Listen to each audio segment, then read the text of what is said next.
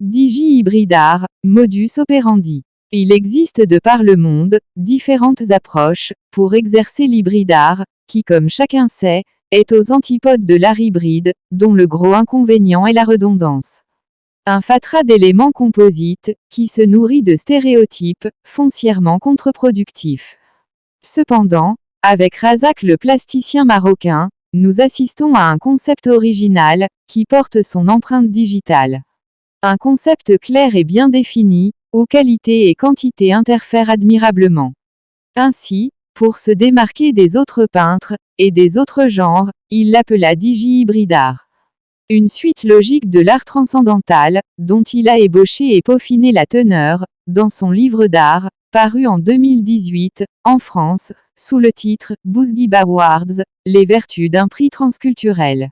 En effet, c'est l'introduction du digital, en tant qu'outil créatif, qui apporte les nuances.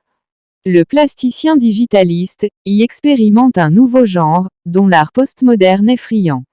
Un alliage fécond où fusion et profusion esthétique opèrent harmonieusement. Un point de jonction, entre deux univers colorés. Une œuvre picturale initiale, donne naissance à une variation de duplicata, qui ont leur propre signification et interprétation.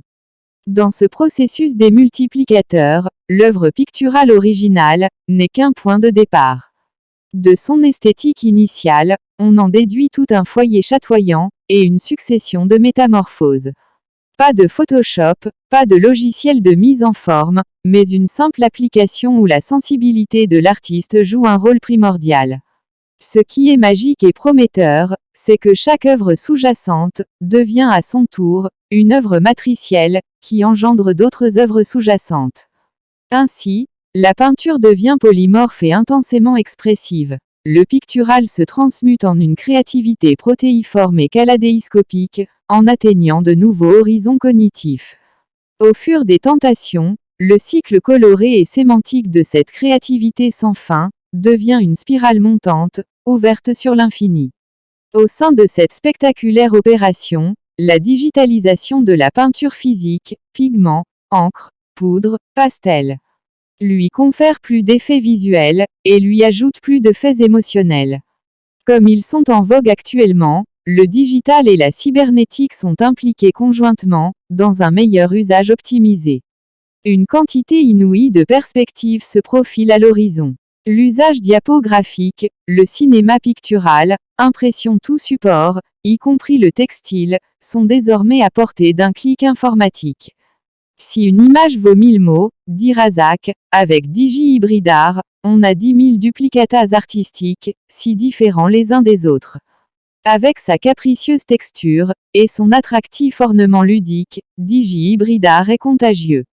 Bientôt, on verra sur le web, une phénoménale prolifération de designs plagiés, portant ce nouveau label. Nous souhaitons bienvenue aux nouveaux Digi-hybride artistes. Ils peuvent s'inspirer des 35 planches, mises en ligne, et de celles à venir, sur Facebook et YouTube. Pourvu que l'on ait l'affabilité de bien vouloir citer la source d'inspiration, comme font les vrais créateurs.